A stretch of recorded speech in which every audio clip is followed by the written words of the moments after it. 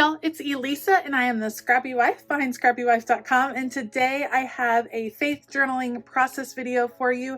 I am working through the Victorious devotional from Creative Retreat Kits, and I will be working in Hebrews 12, 1 through 3, where we are focusing on letting go of what is holding us back and pressing forward in faith. So I have all of the goodies from the kit here, a couple of Distress Oxide inks and a stencil that I'm planning on using. It should be a pretty simple page. I am working in the Illuminated Scripture Journal, which is kind of like an interleaved Bible, but it's about an A5 size and it has some illustrations in it already.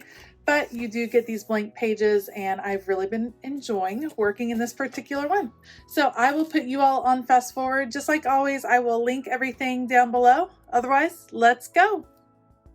I'm actually going to start with my stencil here. This is, I believe, a Dilutions stencil. If I can find it, I'll definitely link it down below. I loved the arrows kind of talking about direction, and so that worked really well. I'll spray it with pixie spray on the back. What pixie spray does is really keep the stencil in place. So you spray the back of your stencil, let it air dry for just a minute, and then place it down, and it sticks on your page really well and gives you a really crisp look for your stencil. And I have a couple of Distress Oxide inks that I'm going to blend. I'm using Wild Honey and Broken China, and then in just a bit I will pull in another one, which is Iced Spruce, and I'm using the scrapbook.com blending tools, which work really well. And the plan is to blend these two colors, which are both in the devotional stickers and kind of the color scheme of the devotion. And I figured out, oops, I should probably put something under that as I go near the edges. And the reason I end up adding the Iced Spruce is because when the yellow and blue met, as happens in art, it turned to a green, and I just wasn't in love with the green that it turned into, and so I decided to bring in the green that I felt matched much better with the kit. It's a very juicy ink pad right there, so it comes in nice and strong, but I just want to add hints of that green, and I'm so pleased with how the stenciling came out with all the arrows and the blending of the inks. So I just peel it up after I finish these last couple arrows. I just wanted to fill in just a few more, peel that up, and you can see it's such a cool effect. I love, love, love working with stencils. I really like the stamp that comes this month that says cast off weights, and I'm going to try a different technique with it. I'm actually going to stamp with the wrong side of the stamp. So I'm putting the letter side down, and I'm just going to stamp some big circles in various ink colors that I think match well with the kit. So here you can see I have an aged mahogany. I'll add that in, and then I'm going to use that Wild Honey, the Broken China, and of course the Iced Spruce. And I'm going to use this so that I can layer the actual letters on the top. So this is a technique that I've used a few times. If you have a symmetrical stamp like a circle or a triangle, something like that, then this is something you can use to kind of layer and get more out of your stamping. And I make several of these large circles. I'll end up with 8 altogether. I just wanted to try this multiple times, and actually I wasn't planning on using all 8, but I do end up using 7 of the 8 in my actual layout. So I'm making sure that those are really dry because I'm planning on embossing over the top of that with the actual correct side of the stamp. So this is my EK Success powder tool, just dusting over, just because I want to make sure that the embossing powder doesn't stick to anywhere else except for the actual stamped side that I want. So now I've put the stamp on my block correctly. I'm using Versamark ink, which is a very sticky ink. It's in clear, so you'll see I'm just going to stamp it on all of these circles. You can kind of see it, but it's clear, so it's not really showing up very much now. However, once I finish stamping these out, I will take my fine white embossing powder, and this is kind of an off-brand. I feel like I got it at a scrapbook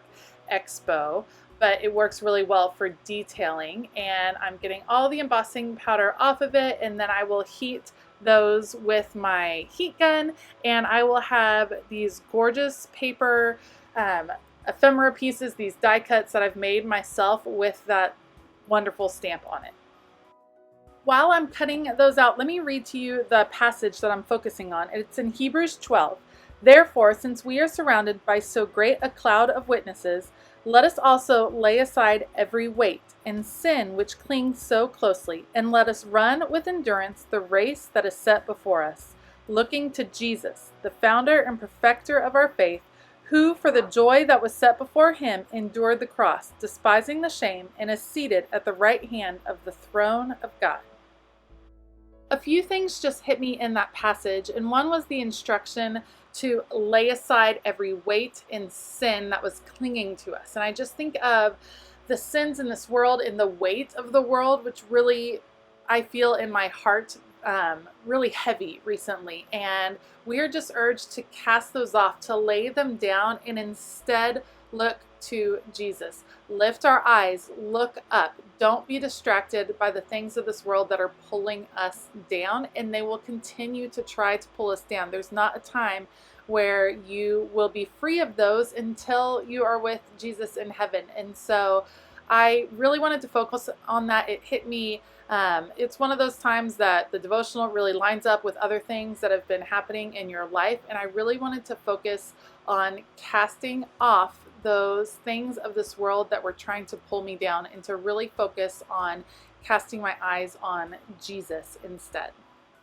You can see that at this point I am adhering down all of those paper pieces that I embossed and cut out earlier, and they are going to kind of frame the two main titles that I have on my paper. So I pull out my pencil because whenever I'm going to do hand lettering, I always like to pencil it in first. And actually I have a little oops, and you'll see that happen a little bit later on. So I'm just adding my hand lettering on. I'm not the best at hand lettering, but I do enjoy it, and I like making some unique titles. So at the top it is going to say cast off, and then I will add the phrase your worry. So cast off your worry, and then towards the bottom I will end up writing cast up, meaning cast your eyes up. So once I have the pencil in, then I'm going to come back in with a Tombow pen and add back in some lines, and I'll go over it actually a second time to add a little bit more thickness to my downstrokes. And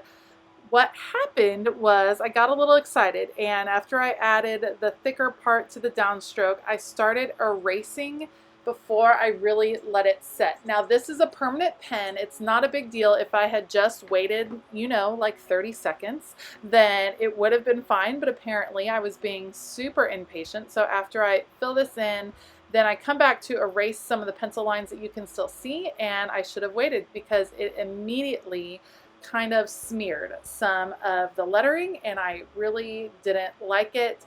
But in the end, I'm just going to have to live with it because I wasn't going to be able to cover it up in a way that I was pleased with. And sometimes mistakes happen when you're Bible journaling. You just have to work around it.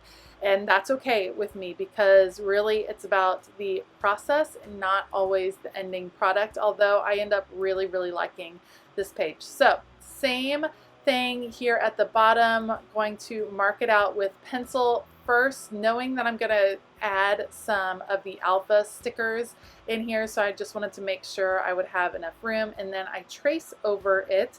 And this time I do learn my lesson, so after I trace over it, then I do let it dry. Just so that you know, this is sped up, so you can see how slow my hand is moving. When I'm doing my hand lettering, I go nice and slow. So this is 2 to 3 times as fast as I moved in real life, just because I didn't want you guys to have to sit here and wait through it. But just to let you know, that's what happens when you hand letter. It is supposed to be nice and slow. Now I am grabbing the alpha stickers that came in the kit, and they are so cute. I love that they're little boxes this month instead of rectangles. For me, that is just so unique. I just haven't ever seen some that are perfect boxes. So adding right there the phrase your eyes, so cast your eyes up, and then up here it will say cast off your worries. Also, you can see that I'm using my tweezers, and I used to be like anti-tweezers, thinking, well, you can just use your fingers, but man, does it make it easier to work with these tiny alpha stickers. So let me know if you also use tweezers to work with these little stickers, because once I tried it, I wasn't going back. Okay, you can see I waited and now it erases very easily. If only I had been so patient at the top, it would have worked out really nicely. So I'm pulling up the sticker sheet. I love that there are so many options on the sticker sheet, and I'm layering in some of the circle stickers that came this month. So at the bottom it says press forward, look to Jesus and victory, and then I'm adding the lightning bolt right there and deciding, if I want to switch it out. I'm kind of looking, and I end up putting that finish line one back. And then I love, love, love the wonky hearts that come with Creative Retreat kits. I think they are so adorable, and they make it really easy to kind of move colors around the page to areas that I really wanted to have just a little bit more color. So adding those in, and now I am all set to work on the journaling part. After I try to mess with the lines a little bit more, still doesn't work, still smeared, and that's okay. I'll just have to learn to accept it. So I pull out a ruler and I am going to draw out some lines to do a bit of prayer journaling, and then this page will pretty much be done. I draw my lines in with a micron pen, and before I actually start the writing, you'll see those will get put in, and then I'm actually going to refer back to the passage and underline a few of the key phrases that had jumped out to me when I was studying the passage, just so that I would remember exactly what the journaling relates to. And I find sometimes I forget to go back and underline the verse, and I'm always sad when that happens because I just want to make sure that I'm always connecting it back to the Bible and to God's Word. So I come back and you can see I'm about to write, and then I end up changing my mind. I'm going to go back and look at the verse, make sure I point out the parts that really were hitting my heart, and once I have those set, then I will go ahead and add my journaling. I hope that you enjoyed this video. If you did, please give it a thumbs up and consider hitting subscribe, because there are a lot of great videos here on the Creative Retreat channel. All of these supplies I will link in the description box, so make sure to check that out if you are interested. I hope that you have a fabulous day, and as always, keep it creative.